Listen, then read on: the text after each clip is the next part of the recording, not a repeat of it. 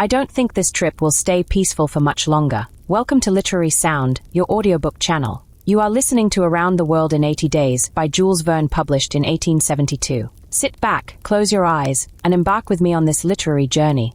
Chapter 28, in which Passepartout does not succeed in making anybody listen to reason. The train, on leaving Great Salt Lake at Ogden, passed northward for an hour as far as Weber River, having completed nearly 900 miles from San Francisco. From this point it took an easterly direction towards the jagged Wahsatch Mountains. It was in the section included between this range and the Rocky Mountains that the American engineers found the most formidable difficulties in laying the road, and that the government granted a subsidy of $48,000 per mile, instead of $16,000 allowed for the work done on the plains. But the engineers, instead of violating nature, avoided its difficulties by winding around, instead of penetrating the rocks. One tunnel only, 14,000 feet in length, was pierced in order to arrive at the Great Basin. The track up to this time had reached its highest elevation at the Great Salt Lake. From this point it described a long curve, descending towards Bitter Creek Valley, to rise again to the dividing ridge of the waters between the Atlantic and the Pacific. There were many creeks in this mountainous region, and it was necessary to cross Muddy Creek, Green Creek, and others upon culverts. Passepartout grew more and more impatient as they went on, while Fix longed to get out of this difficult region, and was more anxious than Phileas Fogg himself to be beyond the danger of delays and accidents, and set foot on English soil. At 10 o'clock at night the train stopped at Fort Bridger Station, and 20 minutes later entered Wyoming territory, following the valley of Bitter Creek throughout. The next day, 7th December, they stopped for a quarter of an hour at Green River Station. Snow had fallen abundantly during the night, but, being mixed with rain, it had half melted and did not interrupt their progress. The bad weather, however, annoyed Passepartout, for the accumulation of snow, by blocking the wheels of the cars, would certainly have been fatal to Mr. Fogg's tour. What an idea, he said to himself. Why did my master make this journey in winter? Couldn't he have waited for the good season to increase his chances? While the worthy Frenchman was absorbed in the state of the sky and the depression of the temperature, Aouda was experiencing fears from a totally different cause. Several passengers had got off at Green River and were walking up and down the platforms, and among these Aouda recognized Colonel Stamp Proctor, the same who had so grossly insulted Phileas Fogg at the San Francisco meeting. Not wishing to be recognized, the young woman drew back from the window, feeling much alarm at her discovery. She was attached to the man who, however coldly, gave her daily evidences of the most absolute devotion. She did not comprehend, perhaps, the depth of the sentiment with which her protector inspired her, which she called gratitude, but which, though she was unconscious of it, was really more than that.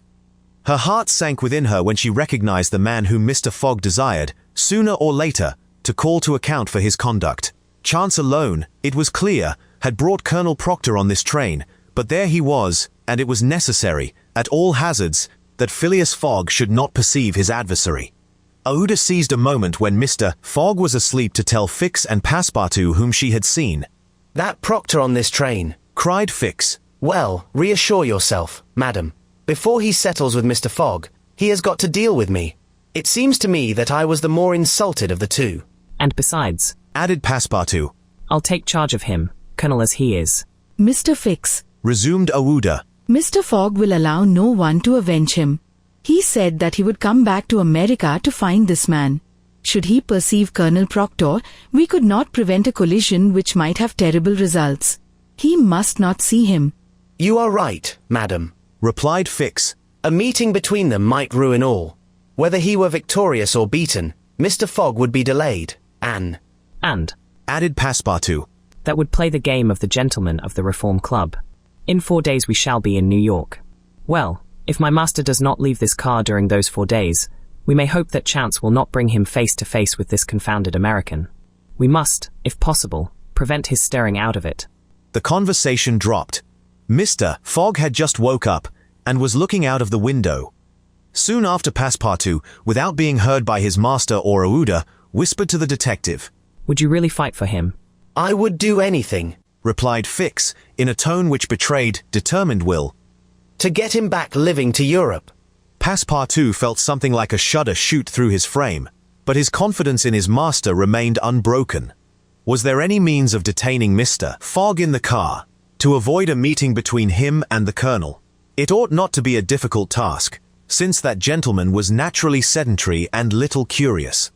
The detective, at least, seemed to have found a way, for, after a few moments, he said to Mr. Fogg, "These are long and slow hours, sir, that we are passing on the railway." Yes, replied Mr. Fogg. but they pass. "You were in the habit of playing whist." Resumed Fix. "On the steamers." Yes, but it would be difficult to do so here. I have neither cards nor partners. "Oh, but we can easily buy some cards, for they are sold on all the American trains. And as for partners, if Madam plays." Certainly, sir. Aouda quickly replied, I understand whist. It is part of an English education. "I myself have some pretensions to playing a good game. Well, here are 3 of us, and a dummy." As you please, sir. replied Phileas Fogg, heartily glad to resume his favorite pastime even on the railway. Passepartout was dispatched in search of the steward, and soon returned with 2 packs of cards, some pins, counters, and a shelf covered with cloth. The game commenced. Aouda understood whist sufficiently well, and even received some compliments on her playing from Mr. Fogg. As for the detective, he was simply an adept, and worthy of being matched against his present opponent. Now, Thought Passepartout. we've got him. He won't budge. At 11 in the morning, the train had reached the dividing ridge of the waters at Bridger Pass, 7,524 feet above the level of the sea, one of the highest points attained by the track in crossing the Rocky Mountains. After going about 200 miles, the travelers at last found themselves on one of those vast plains which extend to the Atlantic and which nature has made so propitious for laying the iron road. On the declivity of the Atlantic basin, the first streams, branches of the North Platte River, already appeared. The whole northern and eastern horizon was bounded by the immense semicircular curtain which is formed by the southern portion of the Rocky Mountains, the highest being Laramie Peak. Between this and the railway extended vast plains, plentifully irrigated. On the right rose the lower spurs of the mountainous mass which extends southward to the sources of the Arkansas River, one of the great tributaries of the Missouri. At 12:30, the travelers caught sight for an instant of Fort Halleck, which commands that section, and in a few more hours, the Rocky Mountains were crossed. There was reason to hope, then, that no accident would mark the journey through this difficult country. The snow had ceased falling, and the air became crisp and cold. Large birds, frightened by the locomotive, rose and flew off in the distance. No wild beast appeared on the plain. It was a desert in its vast nakedness. After a comfortable breakfast, served in the car, Mr. Fogg and his partners had just resumed whist, when a violent whistling was heard, and the train stopped. Passepartout put his head out of the door, but saw nothing to cause the delay. No station was in view.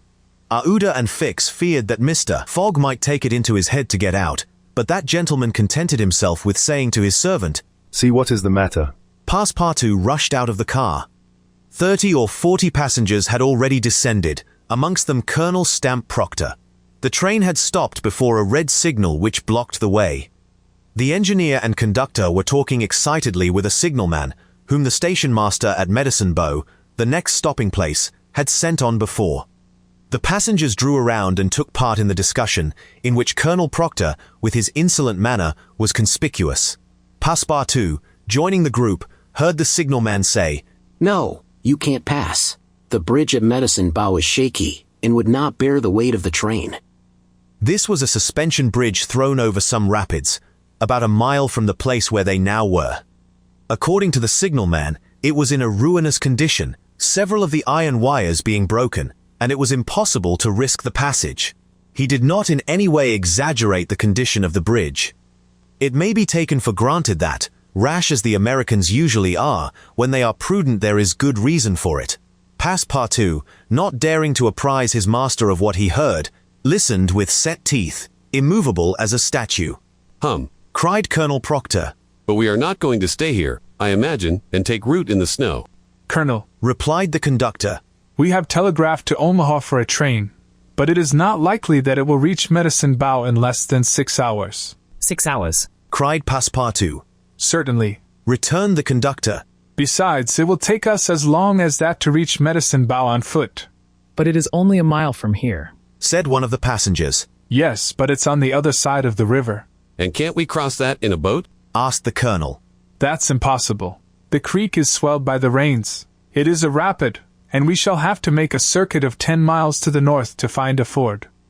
The colonel launched a volley of oaths, denouncing the railway company and the conductor, and Passepartout, who was furious, was not disinclined to make common cause with him. Here was an obstacle, indeed, which all his master's banknotes could not remove. There was a general disappointment among the passengers, who, without reckoning the delay, saw themselves compelled to trudge 15 miles over a plain covered with snow.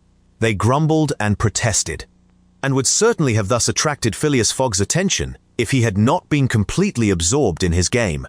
Passepartout found that he could not avoid telling his master what had occurred, and, with hanging head, he was turning towards the car, when the engineer, a true Yankee, named Forster, called out, "Gentlemen, perhaps there is a way, after all, to get over." On the bridge. Asked a passenger. "On the bridge." With our train. "With our train."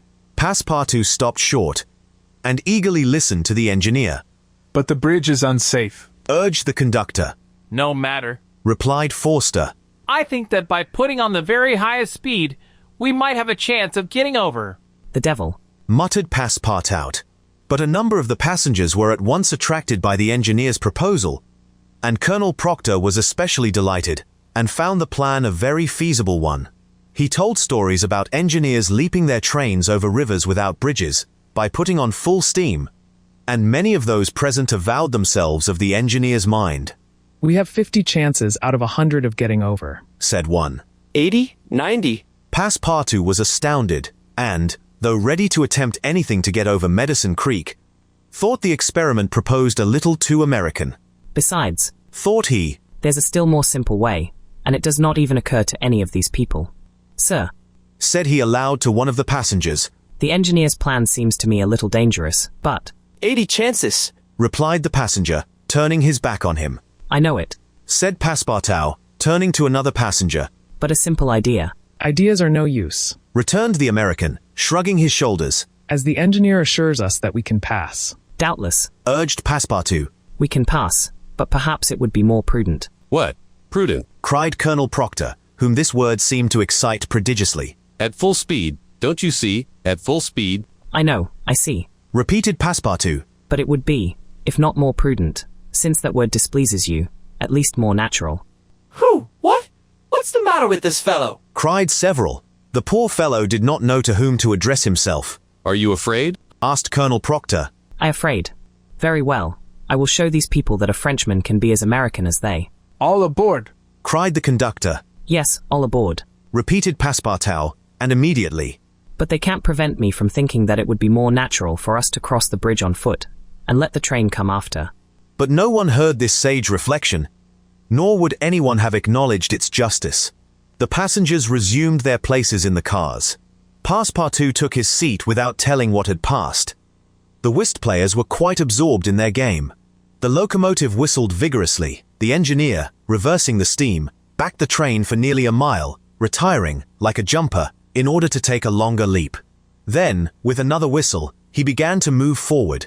The train increased its speed, and soon its rapidity became frightful.